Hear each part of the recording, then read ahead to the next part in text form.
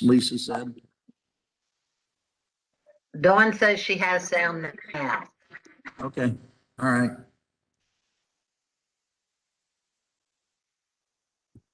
Okay, we're recording. Sorry for that. Oops. Let's talk a little bit about what the message is in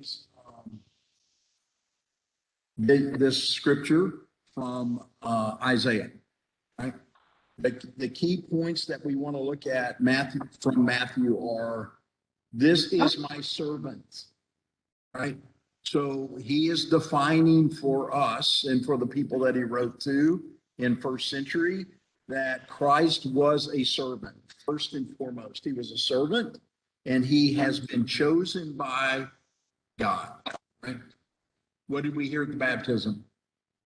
Right?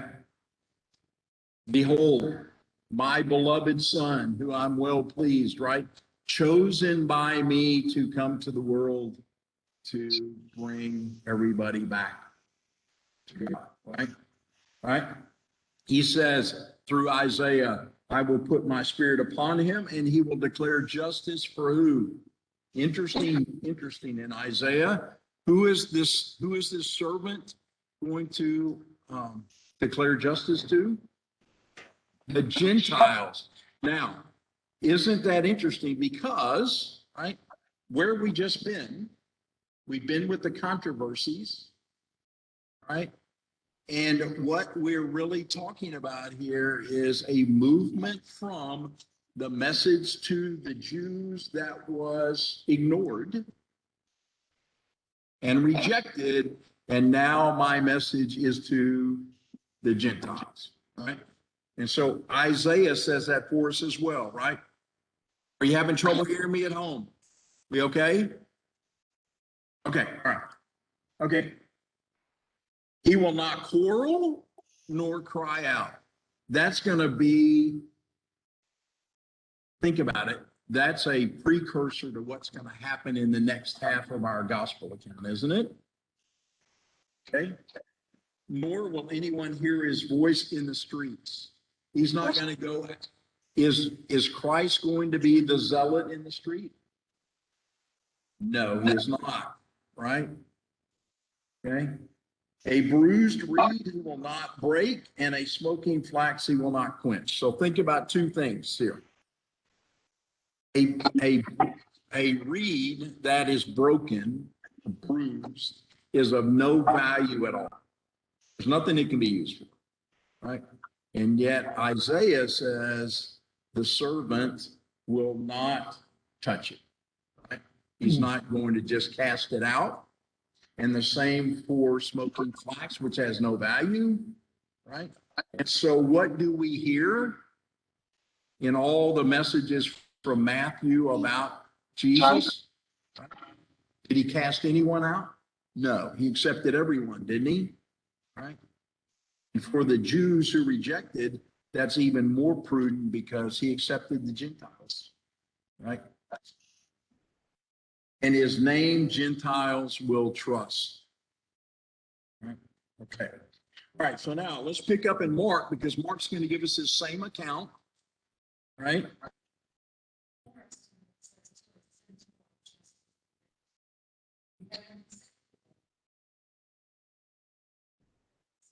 That's correct. That's correct. So Lisa says, look at the next to the last verse, till he sends forth justice to victory, right? Justice to the Gentiles, being acceptance of the Christ, does what? Does all of the things that the Jewish leaders saying you could never get. That's the victory, isn't it? Okay. All right. It's also, Lisa, you can look at it from this way.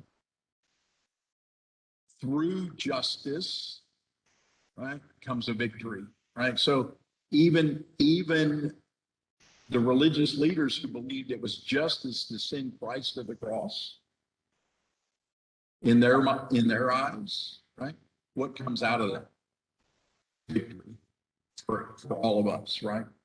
Through that event, right? That's one of the things Lisa Andrews and I are working on a new book. And that book is about the prophecies of Caiaphas. Because, as the high priest, he could prophesy, but he prophesied a lot. And but it was not, the outcome was not what he thought. Right? When he says sometimes you have to deal with the one for the many, right? In reality, that's exactly what happened when he sent Christ to the cross. Right? Because Christ went to the cross, the many are saved. That's not what he meant. Yeah, right? That's not what he meant. So there were a lot of those things that we're working on. Anyway, okay. Pick up in Mark, 3rd chapter, 7th verse, for those of you who don't have our Bible. Chapter 3, verse 7. Here we go. Jesus withdrew with his disciples to the sea. All right. So what we read in both of those verses is that after the controversies, the crowds get bigger and bigger and bigger and bigger, and Jesus can't stay there anymore. He has to go back to where there's more room. Okay. And a great multitude from Galilee followed him, from Judea, Jerusalem, Idumea, and beyond the Jordan, and those from Tyre and Sidon. A great multitude, when they heard how many things he was doing, came to him. All right. So Mark tells us, right, our succinct gospel writer says there were so many people coming from all over. Jesus had to then go back to the sea. Right. The message being this, right? How do people in the Transjordan, how are they hearing of the Christ? I mean, the things that Jesus is doing, right, aren't staying local. They're getting out there, right? And Mark wants us to know that his influence, Christ's influence, is far greater than that of John the Baptist. That's one of the messages here, right?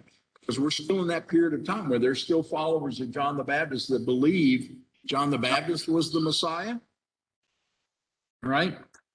Okay, so we still have that conflict. Remember, one of the controversies we just talked about was, John the Baptist's disciples came to Jesus, says, why are you letting them do that? Right? Okay, so Mark tells us in his gospel account, people are coming from everywhere to hear Jesus, right? So what he is doing is far outreaching anybody else in terms of people hearing about it. It is, right? It is, even today. And it costs a lot less money, boys. A lot less money. All right. So he told his disciples that a small boat should be kept ready for him because of the multitude, lest they should crush him. So Mark's contention is there are so many people here that want to touch Jesus, right? Because of his power and his authority. They want to touch him that he feels concerned or threatened, right? And so he says to his disciples, right? There's going to be a boat there. Keep it ready, because if the crowds get too big, we're going to have to get in the boat. Right? Now, he's already done that, right? He's already taught from the boat. So that's not something they wouldn't have been aware of, right? But he says, keep a boat ready. And the unclean spirits, whenever they saw him, fell down before him and cried out, saying, you are the Son of God. But he sternly warned them that they should not make him known. All right. So Mark goes back to a discussion of unclean spirits and their knowledge of the Christ and who he is. And Jesus saying to them, right? I don't think that's from in there, is it? Is it the icebreaker? Okay. Oh, okay. All right. All right. So for Mark, it's unclean spirits. When we get to Luke, we're going to see that it's people, not just unclean spirits that he talks to about. Don't go spreading the word, right? Correct. Right. Okay. All right. Now, are we okay with those two accounts? Because I want to move into Mark's call of the 12. All right. It's raining. Running outside. Mhm. Yeah, I mean, so Lisa asked, do you think he was more concerned about the disciples' safety than his own? Right? Because in fact, he can go wherever he wants, right? Yeah, I never looked at it that way, Lisa. I always looked at it as, well, true. That's true. He doesn't have any concerns, right? But there is a pressing of the crowd. I mean, maybe it is for his disciples, but here's the only struggle I have with that is that where we're going to move in the gospel account is actually the choosing of the 12. So at this point, we don't even have 12 disciples. We still have a big set of disciples. All right. And he is going to then wean that number down. Now, he has already called. Yeah, but that's when he does that, it's not just the 12. Right.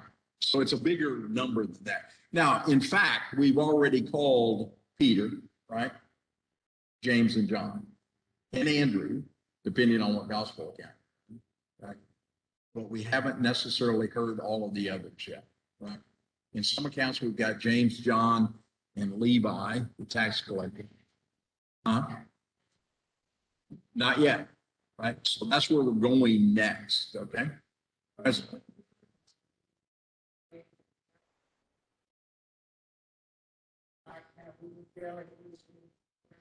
Oh, I think so.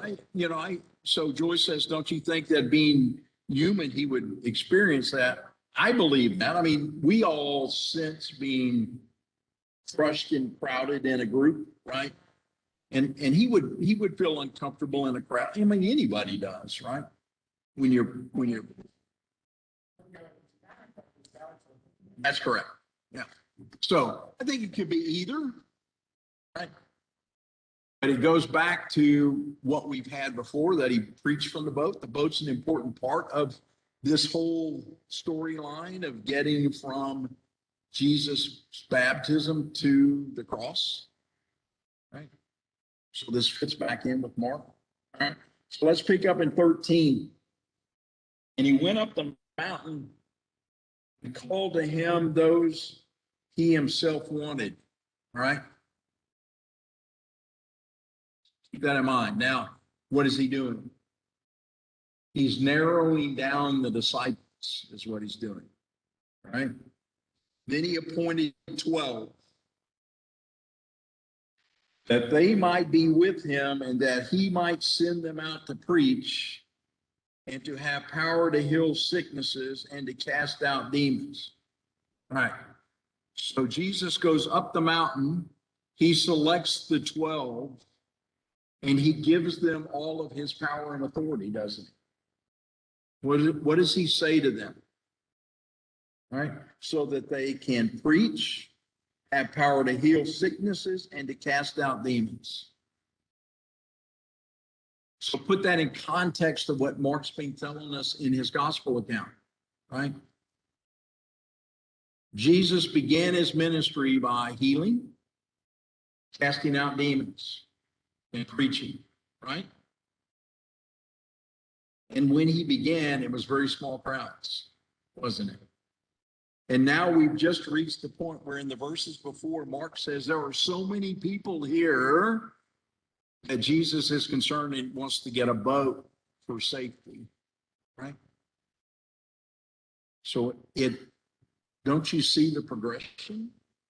Jesus says, I know I don't have much time, and there is no way that I'm going to be able to touch every one of these people that are in this massive crowd, right?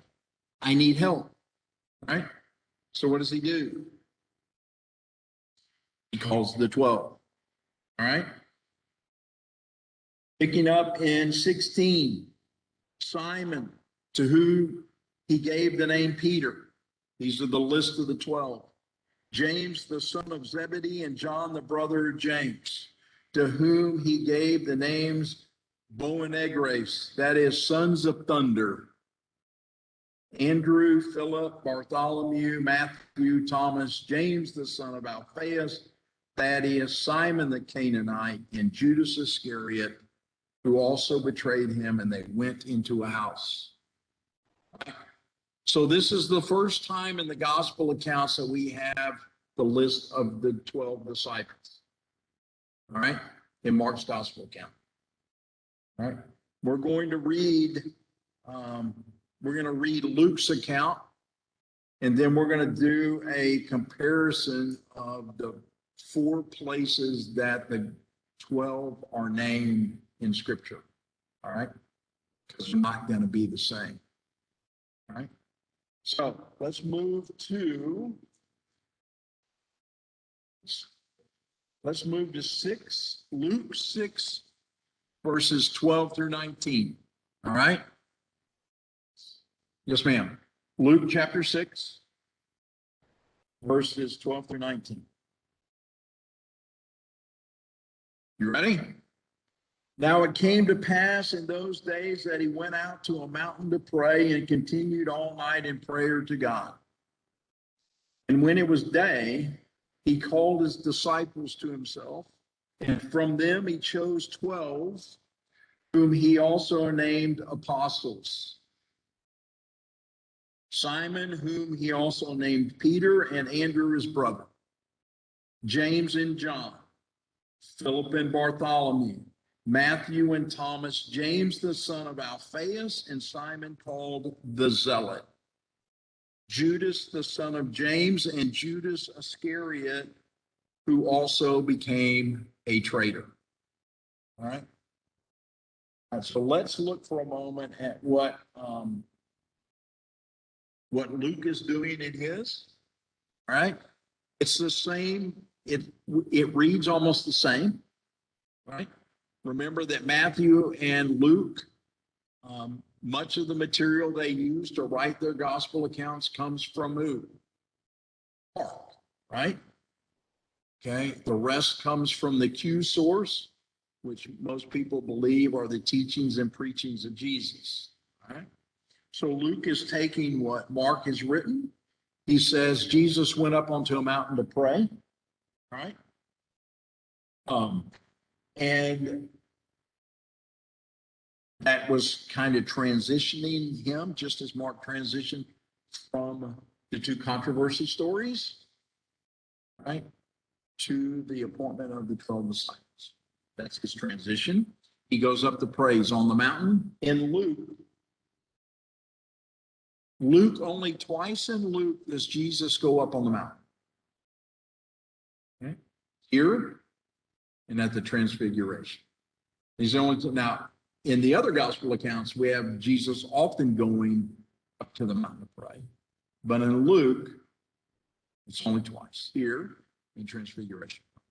We're going to move in after this to the Beatitudes, the Sermon on the Mount. Jesus is up on the mountain preaching. For Luke, where does that take place? It's called the Sermon on the Plain. Right? So, right? But Jesus goes up on the mountain to be with God overnight. Right? Now, this is so what we read in all the gospel accounts is there Jesus needed to get away. And when he went to get away, he went by himself to be with his Father. That's what he did, right? And so Luke tells us that he went up to the mountain and he stayed there to pray all night. Right? And then he called the 12. Right? Interesting for Luke, one of the commentaries that I read, Luke is using this event. So let me back up. So who is Luke's gospel account written to in the first century? It's written to the Jews, right? He's Jewish. He's a Jewish, right, Ron? He's a Jewish doctor. He's writing to the Jews, right? So this commentary that I read, I thought was very intriguing. He says, this follows the controversies in that what Jesus is talking about here is the transition from the old to the new. The last thing we read in Luke was Jesus telling the leadership, you can't put new wine in old wineskins, right? You remember? You can't put patches on old close, right? Luke is a Gentile, isn't he? He's writing to the Gentiles. He's writing. So how am I getting my commentaries messed up there, Lisa? I don't know, you said he was writing to the Jews.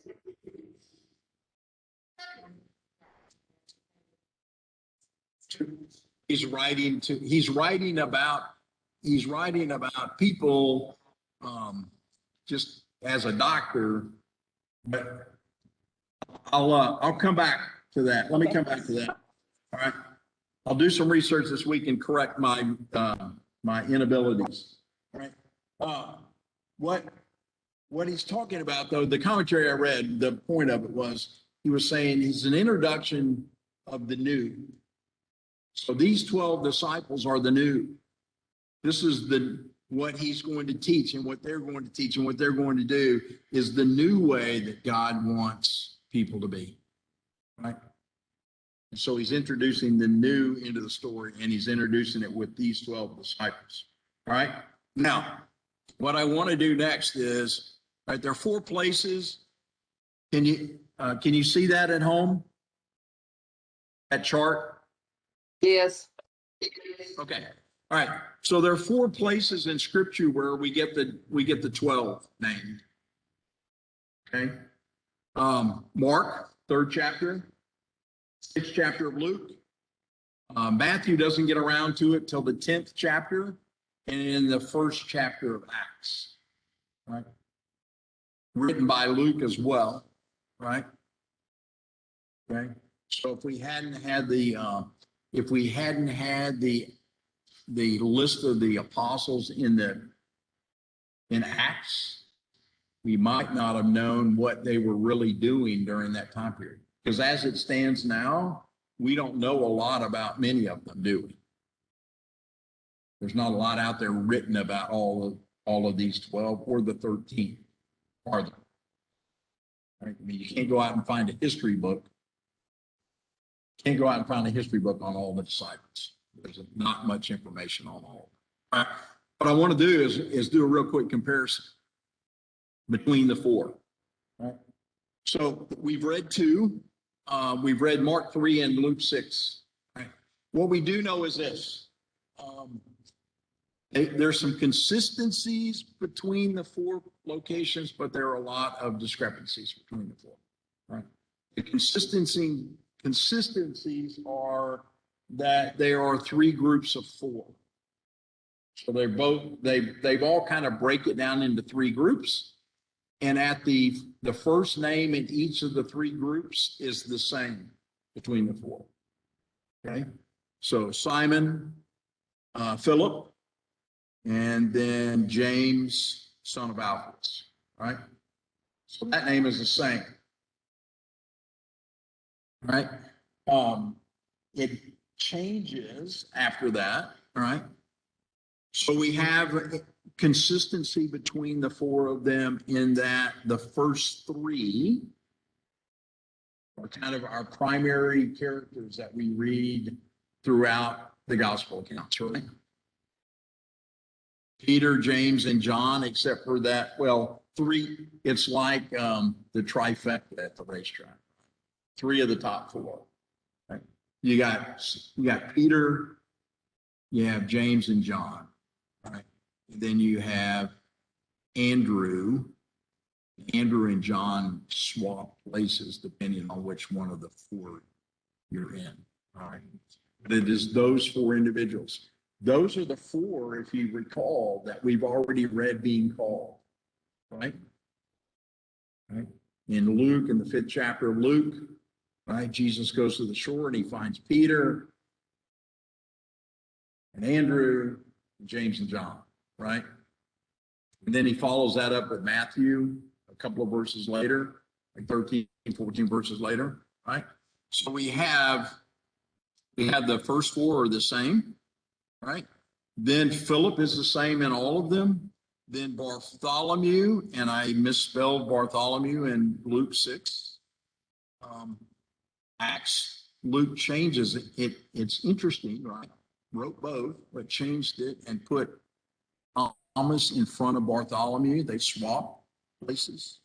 Right? And then we have Matthew, the tax collector, in 2 accounts. But then we have James, son of Alphaeus, across. He's the top of the 3rd group. Now you remember what we read in Matthew. And Jesus went and he met a tax collector named Matthew, son of who? Son of Alphaeus, right? Remember we had that discussion? Were there two tax collectors in the group? Was James, son of Alphaeus, also a tax collector? Or how do Matthew and James, how does that all work? I read like 3 commentaries and none of them had the same answer to that. One of them said that probably you've got to remember that all of these accounts are written way after the event. And they were written on different sources, and that it could have just been a translation of names that got there. Right? That was the one that made the most sense to me. Right? So, but you have James, then you have Thaddeus, then you have Simon, right? Then we have Judas, the son of James, and lastly we have Judas Iscariot. All right? Matthew and Mark say that it was Judas Iscariot that betrayed Jesus. Luke says Judas Iscariot was a traitor. Right? So there's a little bit of a different take in the way they read.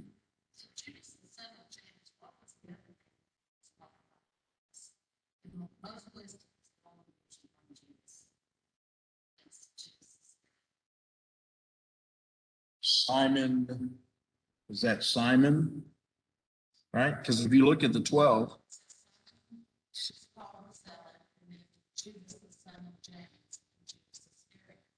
correct. No, I don't have. So let's read back. Let's go back to Mark says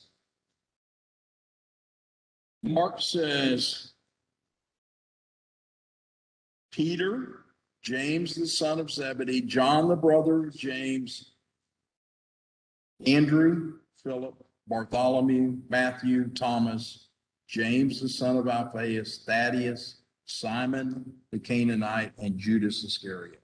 That's the 12. No, Thaddeus is in all 4.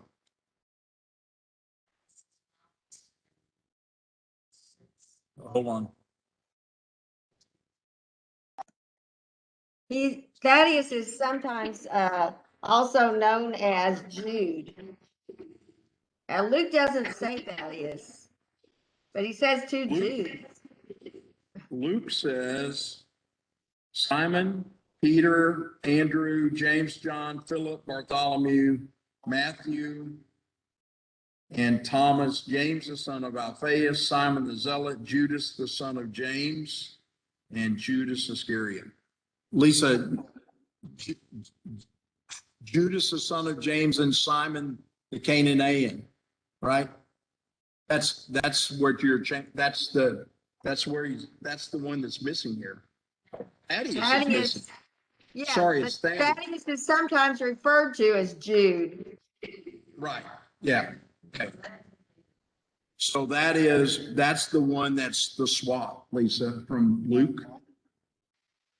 All right.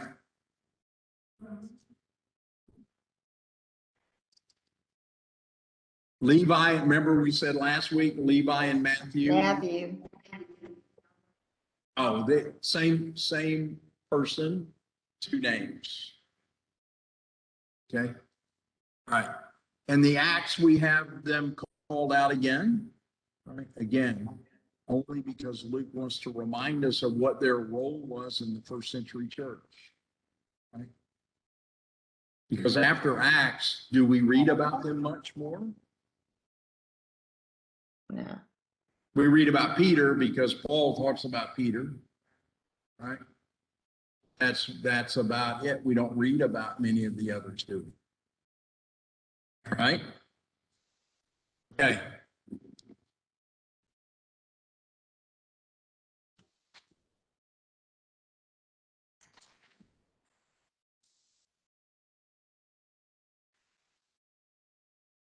All right, so now, what time is it? 5:10. I want to start with talking about in our chronological Bible. We're going to finish. Let me finish with Luke real quick. So Luke picks up in verse 17, chapter 6, verse 17. And he came down with them and stood on a level place with a crowd of his disciples and a great multitude of people from all Judea and Jerusalem and from the seacoast of Tyre and Sidon, who came to hear him.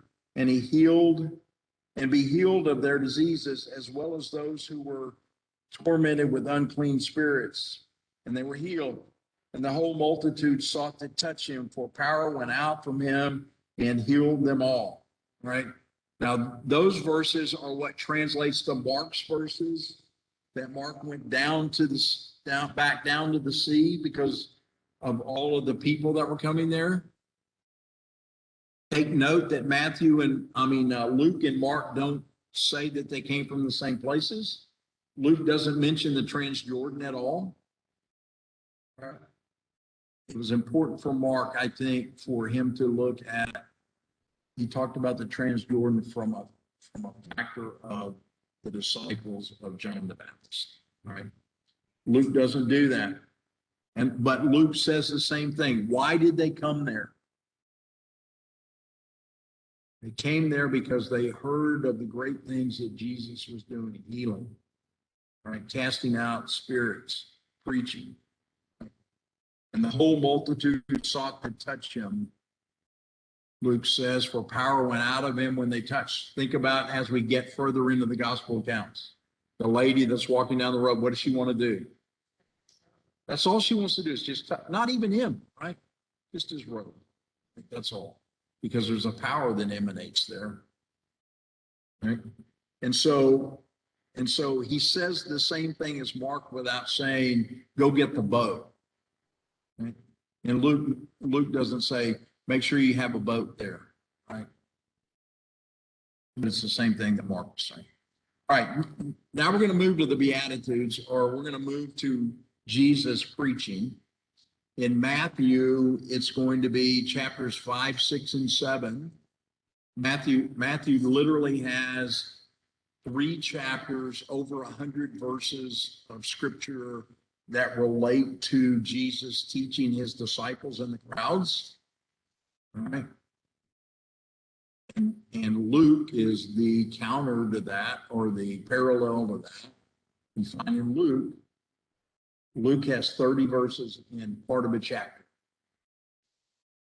to say the same thing. Now, Luke also talks about many of those elements somewhere else in his gospel account. Not quite the same way, and it doesn't flow the same way. Matthew is much more organized in how he presents this information. And if you want, I will, next week, I will bring you, I've got a chart, which I didn't get into the PowerPoint. I'll put it in the PowerPoint next week. It compares all of the pieces of chapters 5, 6, and 7 of Matthew with Luke. So you can see where the pieces are. But the way our Bible is going to read is we're going to go all the way through the first part of the first chapter, chapter 5 of Matthew, before we get to Luke. All right. So Matthew is going to preach his first thing that we all are very familiar with is the Beatitudes, right? That's what's in the first chapters. And then the woes. He's going to have a series of woes statements, right? And then Luke is going to preach the same, or talk about Jesus preaching the same thing, but in the plain, not on the mountain. All right? They both begin with Jesus teaching the 12, and then it goes bigger than that. Okay? All right. Any questions so far? Any questions? All right. Let's begin with Matthew chapter 5, 1 through 48. And seeing the multitudes, he went up on a mountain, and when he was seated, his disciples came to him. Okay, so we can now assume, and it's an assumption, that when Matthew says the disciples, he's still talking a bigger group than the 12, because he hasn't called the 12 until chapter 10. Okay, so I don't know how big that group is, but there's probably a bigger group than 12 that come to him on the mountain, and then there's the whole multitude that's still waiting, right? They're either on the side of the mountain or down on the shore, wherever they are. Right? So he could be teaching just the small group, or he could be teaching the bigger group. And we don't have an indication of what that might be. Right? Then he opened his mouth and taught them, saying, "Blessed are the poor in spirit, for theirs is the kingdom of heaven. Blessed are those who mourn, for they shall be comforted. Blessed are the meek, for they shall inherit the earth. Blessed are those who hunger and thirst for righteousness, and for they shall be filled. Blessed are the merciful, for they shall obtain mercy. Blessed are the pure in heart, for they shall see God. Blessed are the peacemakers, for they shall be called sons of God. Blessed are those who were persecuted for righteousness' sake, for theirs is the kingdom of heaven." Right? So the Beatitudes, right? I can bring for Harold the pictures that we took at the Church of the Beatitudes, where each of those are on the wall. And we could go into a lot of detail if you want. I can bring my commentary from Bruner, which is my favorite, on these three chapters, and we could talk about the details of all of those. But what is the overriding message that Jesus is giving to the disciples?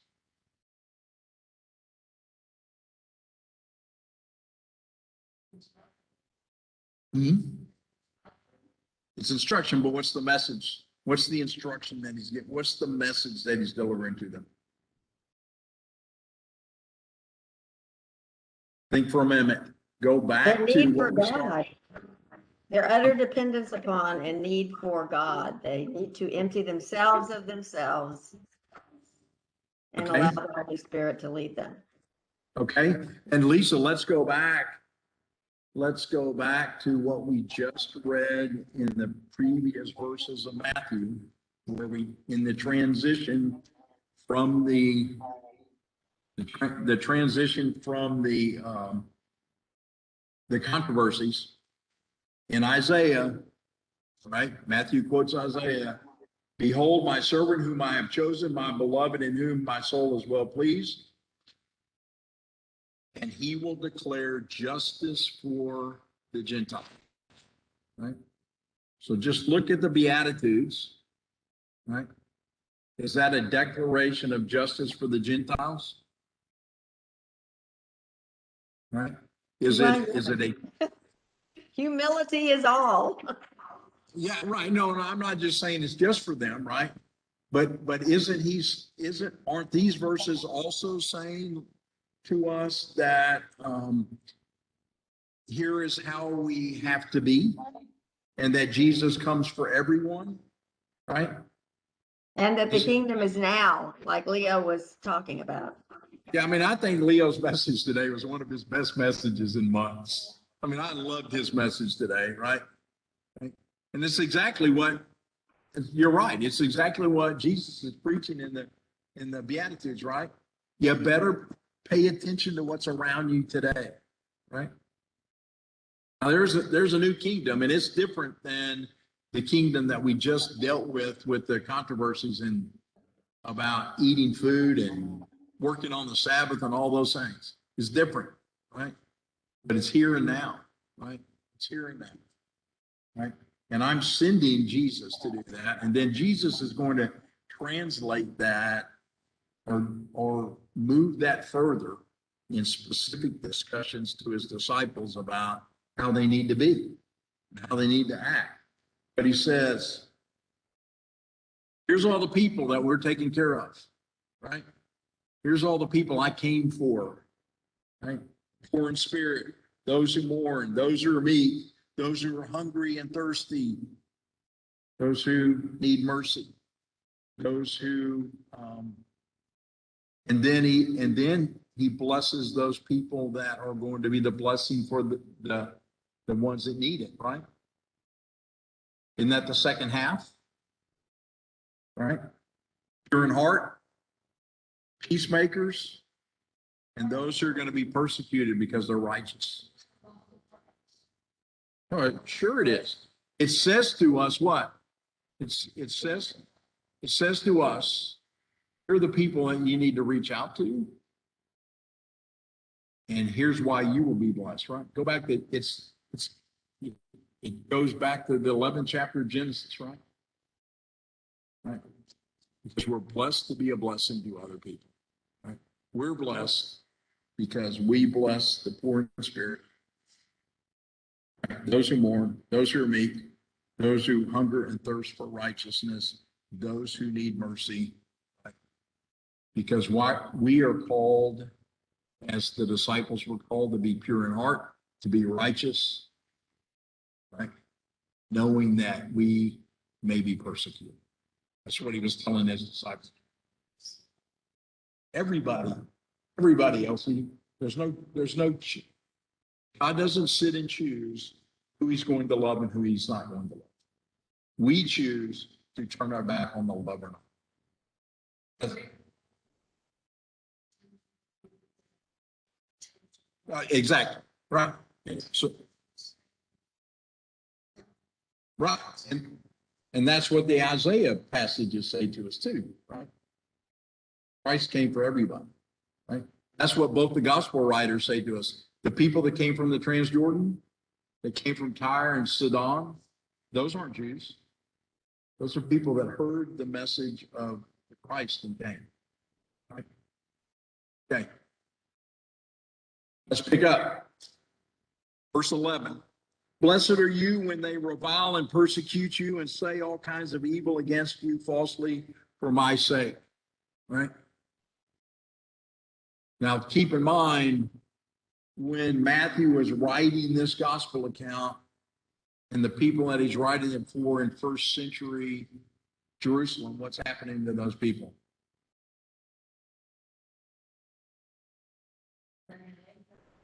What's happening to them, Lisa?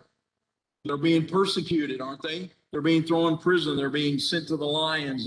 They are being persecuted for believing in the Christ. Right?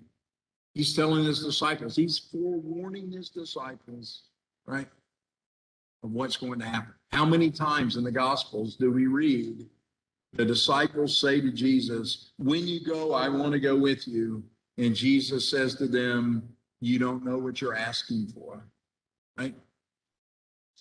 Right here in the Sermon on the Mount, he's already given them the heads up of what's coming, right? It's because it's very radical and counterculture, what he's saying. And there are people listening too who are part of the establishment. This is not what they've been taught. That's exactly right. This is totally against what they've always built their practice on, if you will, right? It's not going to be pretty, right? And that's why you see the religious leadership do what they do, because they are trying to avoid a revolution. Right? They're trying to avoid an uprising that's based on this new way of living that Christ is talking about. All right, picking up in 12. He says, rejoice and be exceedingly glad, for great is your reward in heaven, for so they persecuted the prophets who were before you. Right? He says, just look back. Look back at the prophets. You know, prophets don't have an easy life, do they? We look at the Old Testament prophets. It wasn't pretty for most of them, right? Jesus says, just look back, but they had a reward in heaven. Right? Had a direct line to God. Right? And that will be the way it is for you. All right. Okay. Keep moving. 13. You are the salt of the earth, but if the salt loses its flavor, how shall it be seasoned? It is then good for nothing but to be thrown out and trampled underfoot by men. You are the light of the world. A city that is set on a hill cannot be hid, nor do they light a lamp and put it under a basket, but on a lampstand, and it gives light to all who are in the house. Let your light so shine before men that they may see your good works and glorify your Father in heaven. So Matthew gives the Jesus commands to his disciples here, right?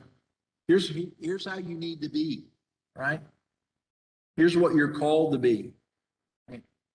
So think for a moment, right? We've said all along that Jesus knows that if he is to touch everyone and bring this new way of life and the message of the new kingdom to everyone, he doesn't have enough time to do that, does he? Oh, he's here on earth.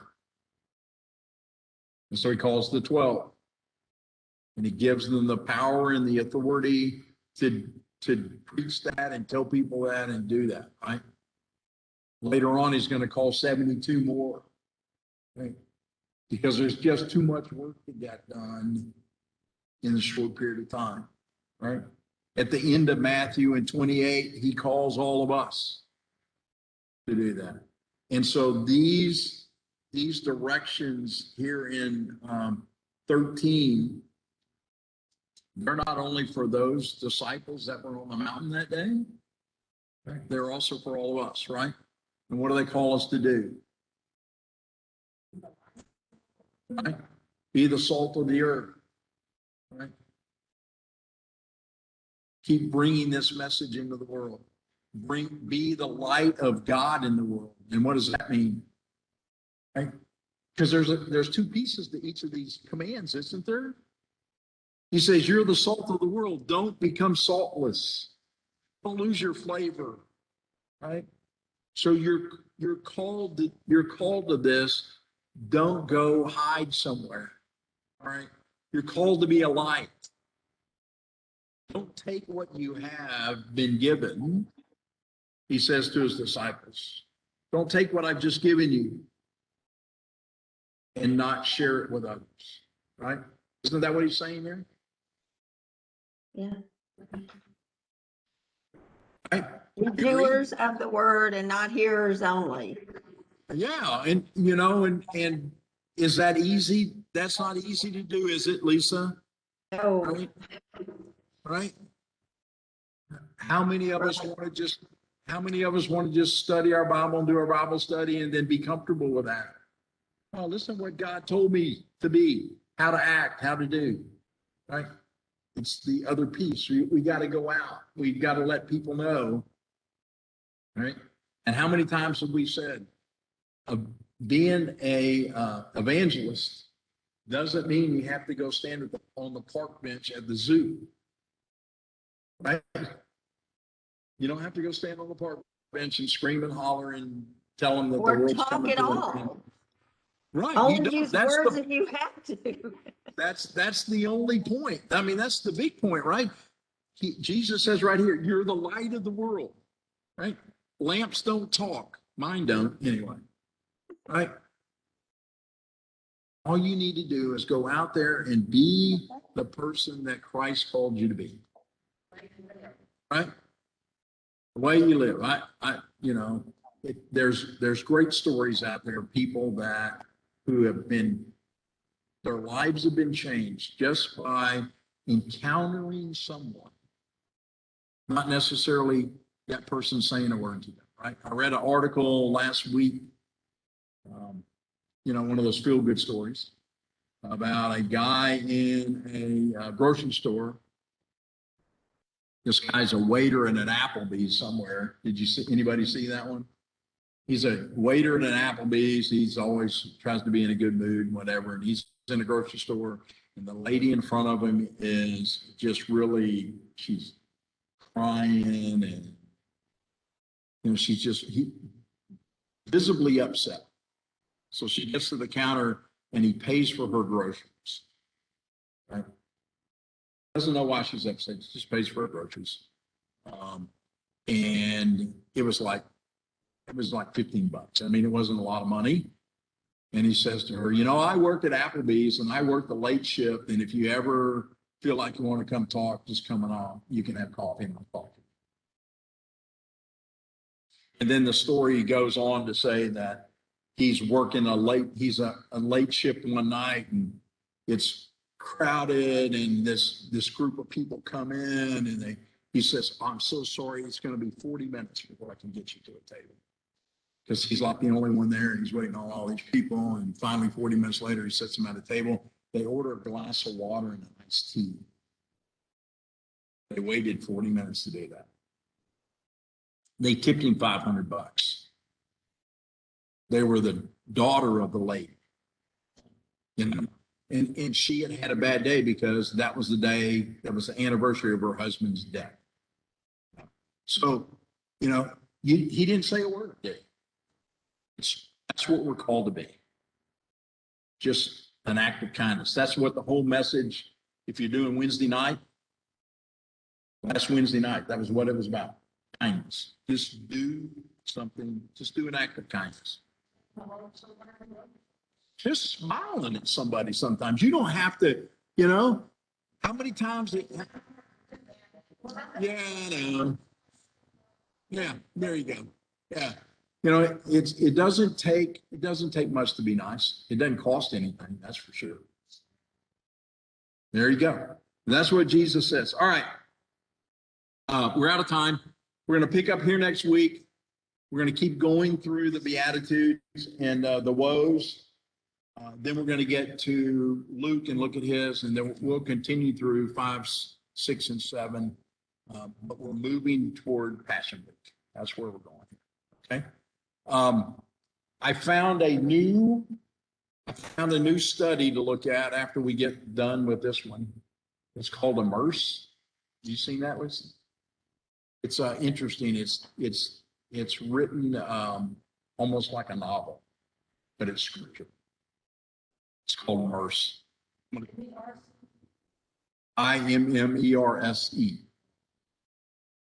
Okay. So, all right. I'm going to stop recording. Are there any prayers and concerns?